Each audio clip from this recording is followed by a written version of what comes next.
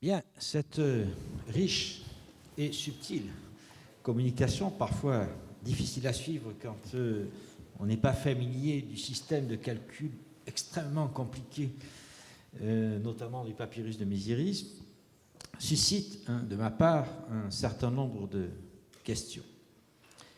Je les prends un peu dans le désordre, mais je pense que tu pourras y répondre aisément. Dans la loi qui a été prise par Valens à Berytus, à Beyrouth, et qui fixe le montant du pourcentage à payer sous le nom d'octawa, donc une taxe de 12,5%. Je me pose la question de savoir est-ce que ça signifie qu'au IVe siècle, la taxe qui jusqu'alors était du quart des marchandises, donc appelée la tétarté, avait été supprimée et avait été remplacée par une taxe diminuée de moitié. Donc ça, c'est ma question. Et ma question revient à poser à celle du devenir de la tétarté, jusqu'à quelle époque nous en avons des attestations, et est-ce que donc elle est remplacée par cette taxe Domitien? Et question complémentaire, si c'est le cas, comment expliquer cette diminution du taux? Je ne crois guère que ça s'explique par une volonté d'abaisser les taxes douanières sur le trafic oriental. Donc, quelle est ton opinion sur ces deux questions? Non, on peut répondre à la première. La dernière attestation de la tétarte remonte au 574. À Palmyra, il y a une tétartones, quelqu'un qui reçoit la taxe de 25%. Après ça, nous ne savons rien. Et nous avons, au IVe siècle, la octava, la taxe de 12,5%, qui frappe les marchandises qui viennent d'au-delà de l'Euphrate, de la mer Rouge. On a un Octavarius à Alexandrie. Je crois qu'il y a, je ne sais pas le dire, mais une revisitation de l'impôt. C'est difficile d'établir quand, parce que nous n'avons pas de documentation et je ne sais pas à quelle période de l'histoire de l'Antiquité tardive rattachée, mais avant 366, je crois. Le marchandise qui vient de l'Orient, qui sont apportés par les ambassadeurs persans, par exemple, sont frappés par l'octava, le 12,5%. Il n'y a plus question du quart, de 25%. C'est difficile. Donc, il y a bien une diminution à un moment donné, de la moitié. Oui, je crois qu'il y a une diminution, mais il faut nuancer parce que je ne crois pas je ne crois pas que la tétarte ait été payée en nature. Je crois qu'elle a été payée en argent. Ça dépend naturellement du pourcentage de 25%, mais aussi le prix conventionnel, du barème. Parce que si je dis que le poivre doit payer le 25%, mais sur un prix conventionnel qui est au-dessus du prix du marché, l'imposition réelle n'est pas de 25%, mais c'est beaucoup.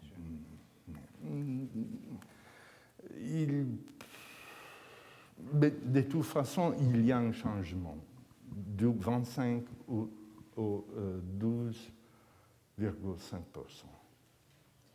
Donc, je rebondis sur cette question car j'avais cru comprendre à lire l'article de Morel que l'impôt du quart était prélevé en nature. Donc il n'y a visiblement pas de consensus entre vous sur ce point, et qui aurait supposé que l'arabarchie se transformait en marchand en quelque sorte pour écouler un quart des marchandises. Mais alors, si ce n'est pas le cas, comment est-ce que tu expliques que dans le papyrus de Musiris, comme tu l'as montré, on enlève un quart des marchandises? Donc moi j'avais l'impression que c'était ça qui était le produit de l'impôt. Oui, je pourrais répondre. Il y a une réponse défensive qui est à dire quelle est la raison d'être de cette évaluation. Parce qu'il on explique on paye les 25% en nature et puis il y a le prêteur du marchand qui achète tous les cargos. Nous devons imaginer qu'il y a quelqu'un qui achète tous les cargos, 540 tonnes de poivre, plus l'ivoire, le malabre, tout, et l'achète en bloc. Et l'évaluation, comme c'est fait l'évaluation,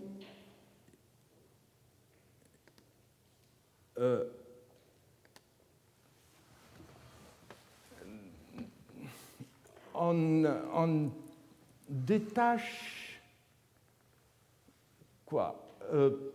6 kilos, moins qu'une défense, on l'évalue à un prix qui est le 2% plus haut que tout le reste. Ça n'est pas la relation, une relation de marché. Il n'est pas question de marchands et un acheté qui s'accordent pour vendre et acheter une cargo de 10 millions d'euros, et il est question de peu de sesterces.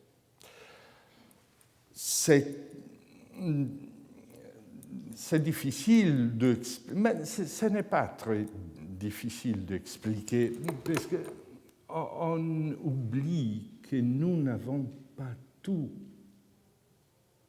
les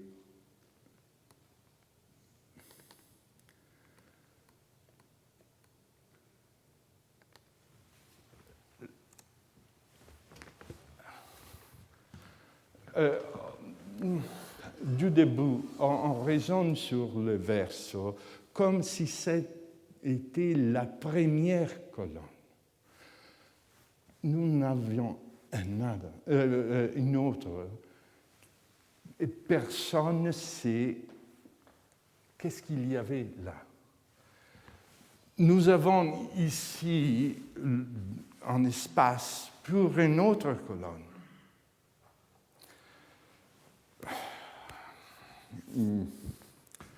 Mon hypothèse de travail, c'est qu'il y a deux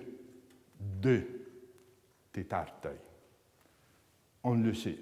Strabon dit qu'il y a les hexagogica telle de douane pour rentrer en Égypte et de douane pour sortir de l'Égypte. ici, il y a la première, le calcul de la première tétarte. Et après, les calculs de la deuxième tétarte, qui s'appliquent seulement aux 75%, comme si la première tétarte avait été payée en nature. Les Portugais du VIe siècle font une chose pareille. Il y a l'impôt du quarto e vintena. Il applique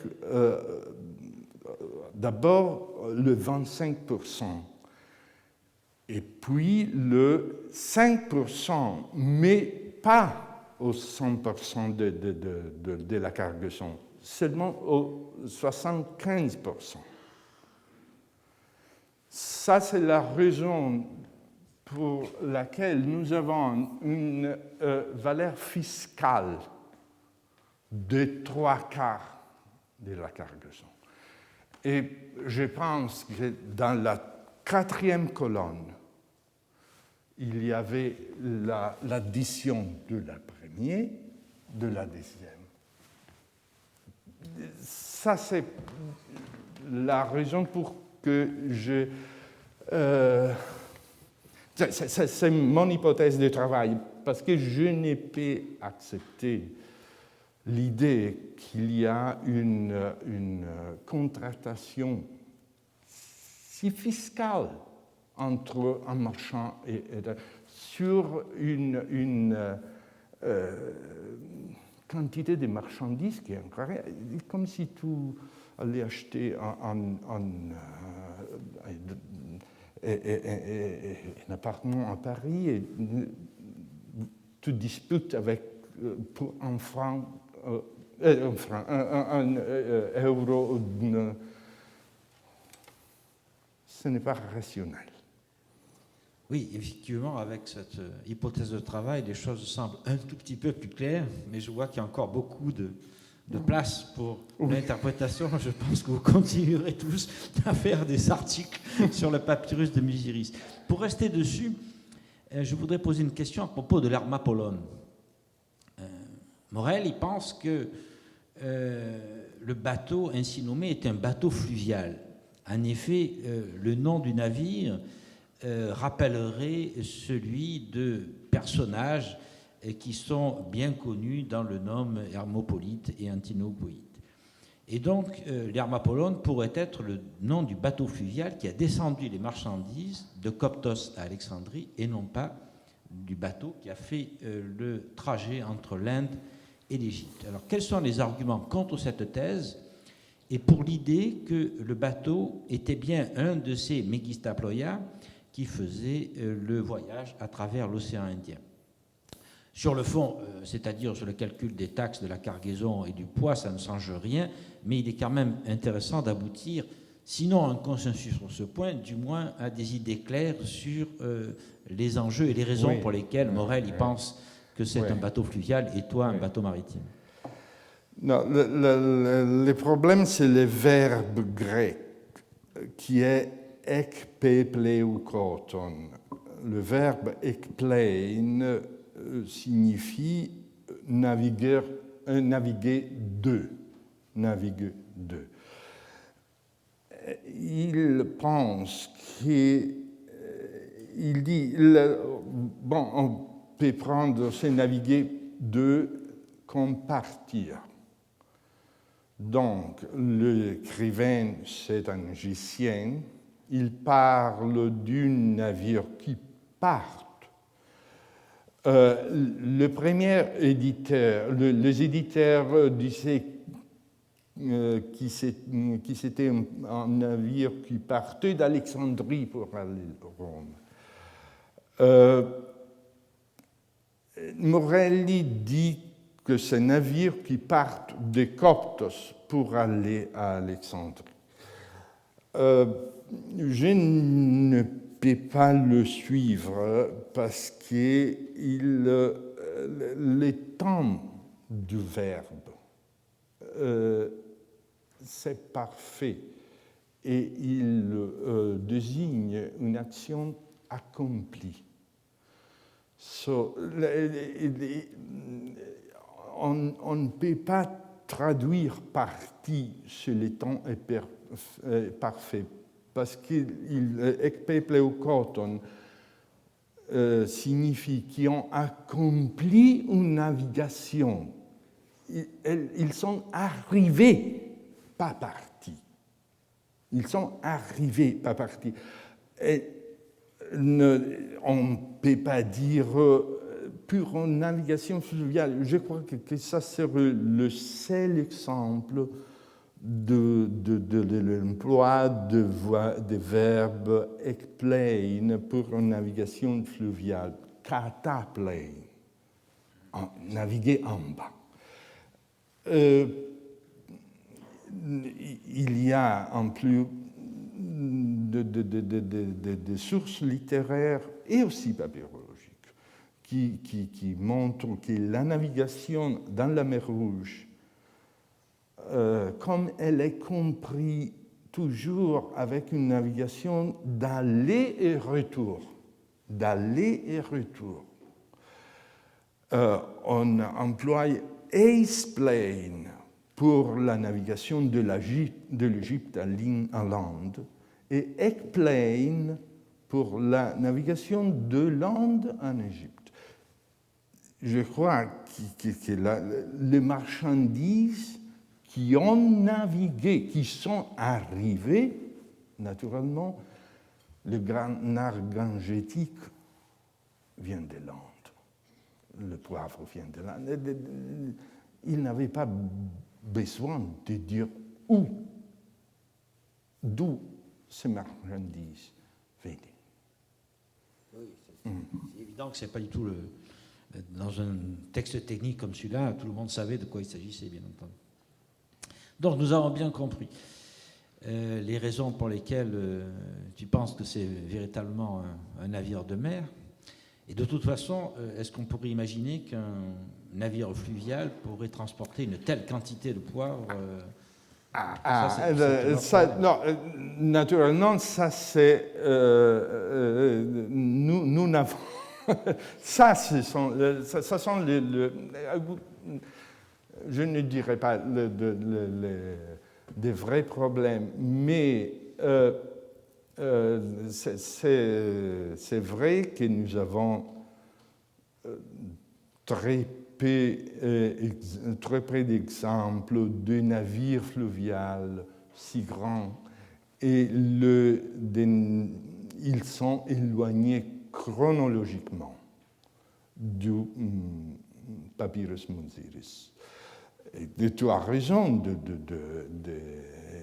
rappeler que le recto du papyrus fait correspondre il est question d'une seule navire fluvial.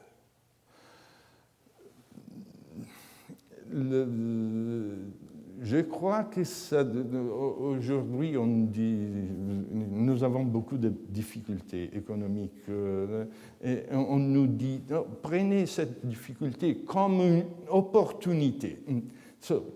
Prenons-le comme une opportunité pour voir un aspect de la navigation fluviale dans l'ancienne Égypte qui n'est pas attesté dans les documents que nous avons. Parce que les documents que nous avons nous parlent du transport du blé de l'Oxyrhynchite, de la Sinoïte à Alexandrie. Et Coptos, c'est beaucoup plus loin. Je crois qu'il utilisait des navires plus grands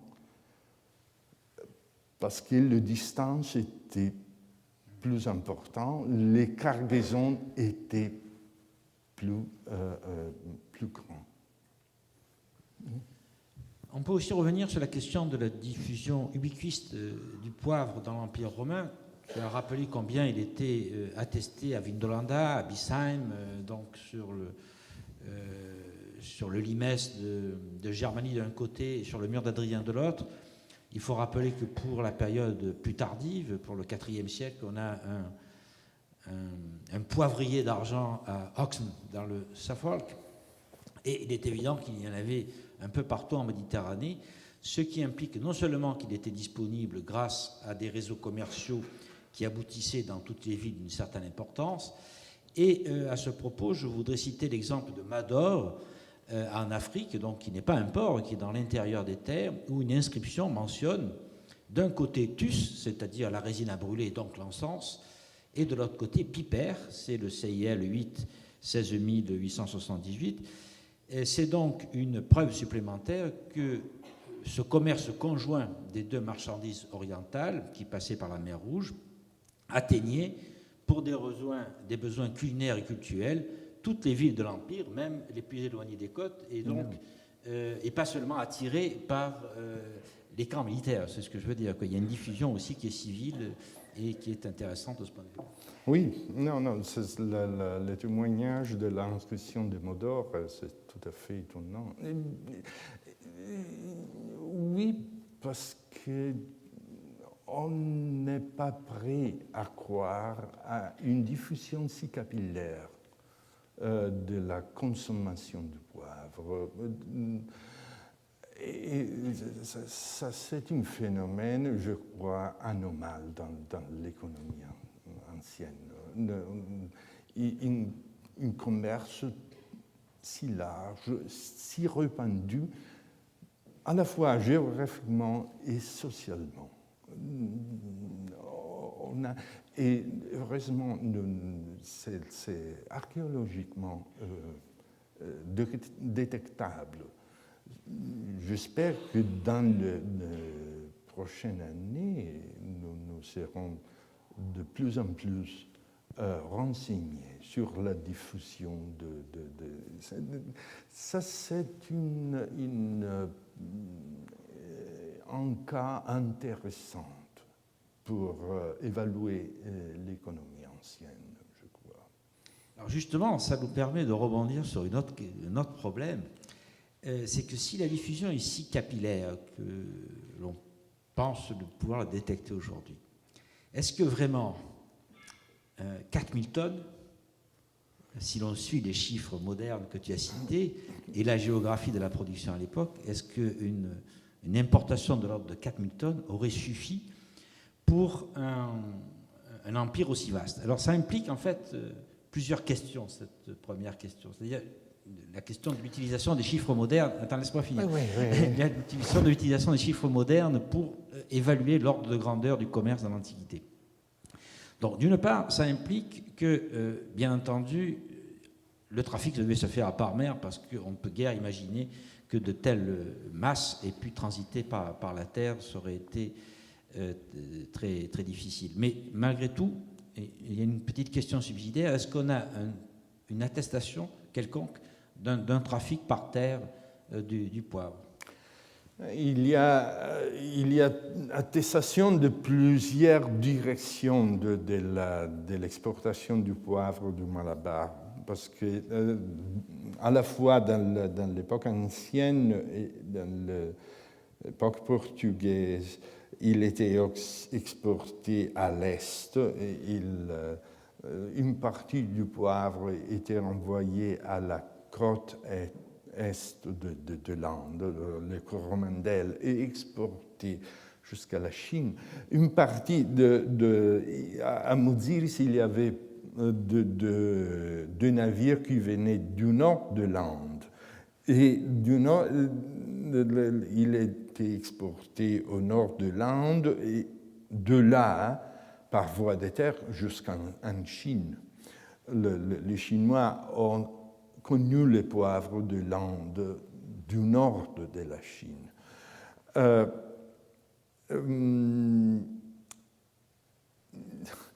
Il y a plusieurs phases dans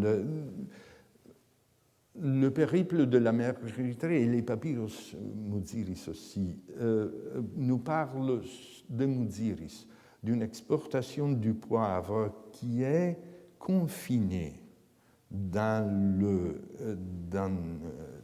entre Muziris et Nelkinda, qui sont les régions du commerce portugais. Mais nous savons que Cosmas Indricopraeus au VIe siècle après Jésus-Christ nous parle de 5 emporia du poivre. Nous ne savons pas où ils sont, sauf qu'un de Mangarut, qui est probablement Mangalore, qui est beaucoup au nord. Le commerce du VIe siècle après Jésus-Christ peut être plus étendu. Les exportations visent une région peut-être plus étendue que celle du Xe. Mais si seulement Muziris et Nelkinda étaient les emporia du poivre, ça me semble difficile de monter à 10 000 tonnes. Je peux accepter 6 000, mais plus au-delà de ça. Et c'est difficile d'évaluer la consommation par tête, mais nous avons Thomas Mann pour l'Angleterre du XVIIe siècle. Il estime à 4 millions de livres. Bref, il semble qu'on peut calculer 30 grammes par tête. Si nous avons, je ne sais pas, nous avons besoin de 100 millions d'habitants dans l'Empire romain pour avoir 30 grammes par tête sur 3000, le même que le portugais, 3000 tonnes. 500 tonnes sont beaucoup. C'est un effort très grand qui a fait Donc ça veut dire que si on en reste aux chiffres comparables pour la période moderne, il suffirait d'une dizaine de bateaux du type de l'Armapolon pour approvisionner l'ensemble du monde romain. Est-ce que ça te paraît vraisemblable ? Oui, si les ostraques de Didymoi, quand il dit « je t'ai envoyé en Mathian », ça c'est très important. C'est très important. Si nous pouvions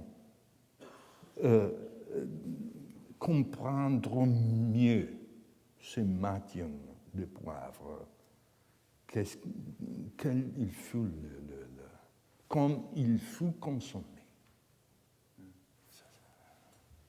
C'est d'une importance extraordinaire. Oui, donc on doit donc imaginer que on a affaire avec le papyrus de Muziris à un document tout à fait essentiel parce qu'il a une importance significative dans ce grand commerce. On est presque un cinquième, enfin un dixième du trafic total d'une année déterminée. Oui, je crois que l'étude des documents portugais nous apprend beaucoup de choses pour le commerce romain, parce qu'ils sont...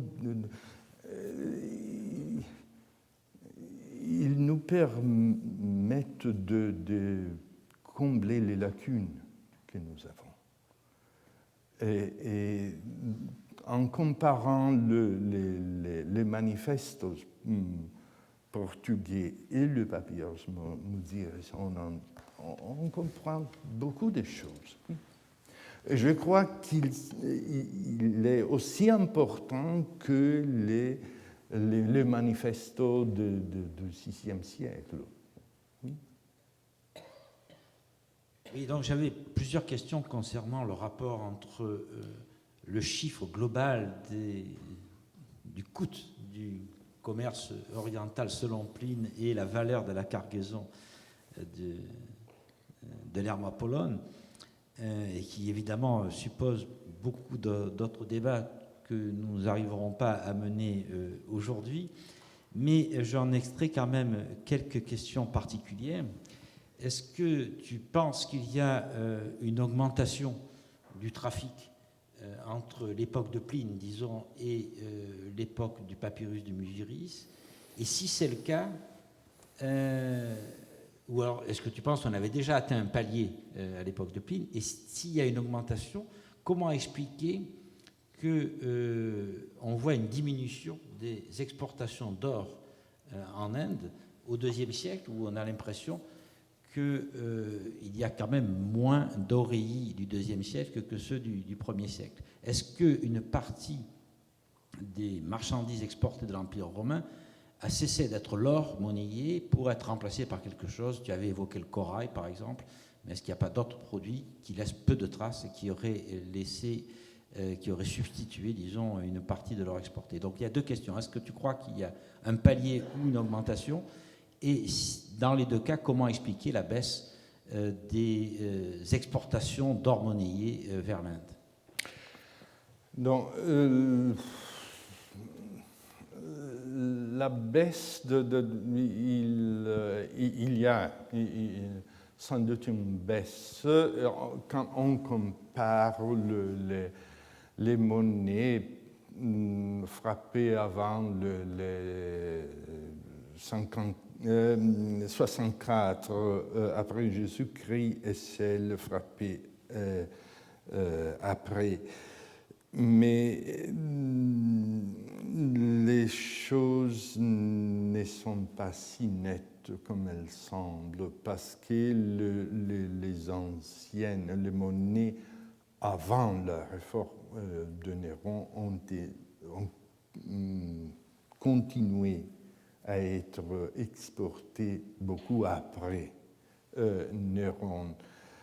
Donc la distribution des monnaies ne correspond exactement à la statistique que nous pouvons dresser d'après les trésors monétaires de l'Inde du Sud.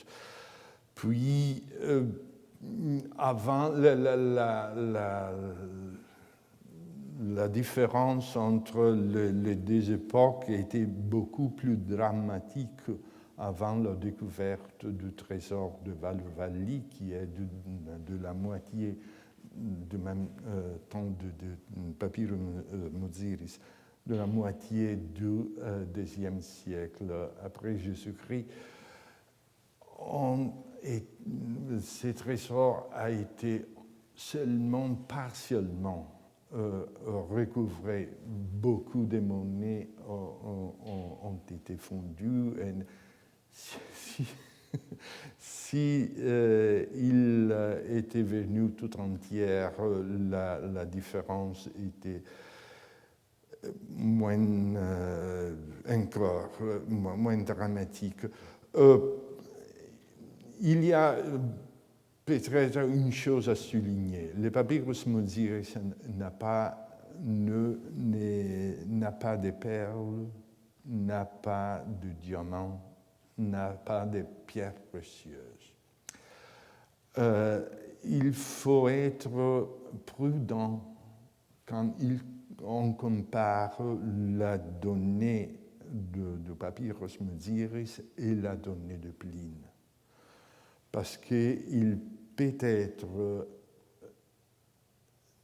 naïf d'opposer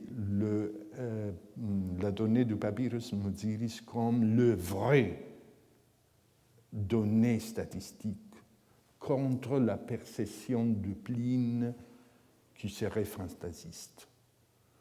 Le moderniste a le même problème quand il doit doivent évaluer le commerce en pierres précieuses entre l'Inde et l'Europe, tandis que le poivre ne peut pas échapper au contrôle de l'administration fiscale. Le perle, ce que nous pouvons dire que les officiers de la Tête Arte ont cru que ces grands navires, tous ces marchands qui étaient revenus sans perles. Ils ont cru ça. On les a peut-être aidés à croire aussi, non? Non. On les a peut-être aidés à croire.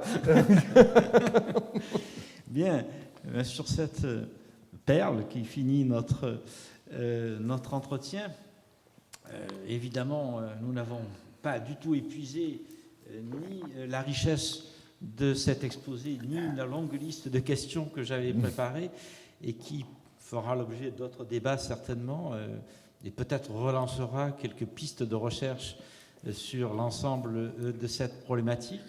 Nous allons donc nous séparer car il est midi et je vous rappelle que la semaine prochaine, je ferai un retour sur une problématique qui m'avait agité il y a 3 ans et qui concerne la question de l'énergie hydraulique sur laquelle nous aurons quelques nouveautés. Ça sera une espèce d'excursus qui nous ramènera un peu en Gaule. En attendant, une prolongation de nos recherches sur la mer Érythrée et sur le désert oriental d'Égypte que nous continuerons l'année prochaine. Merci. Alors.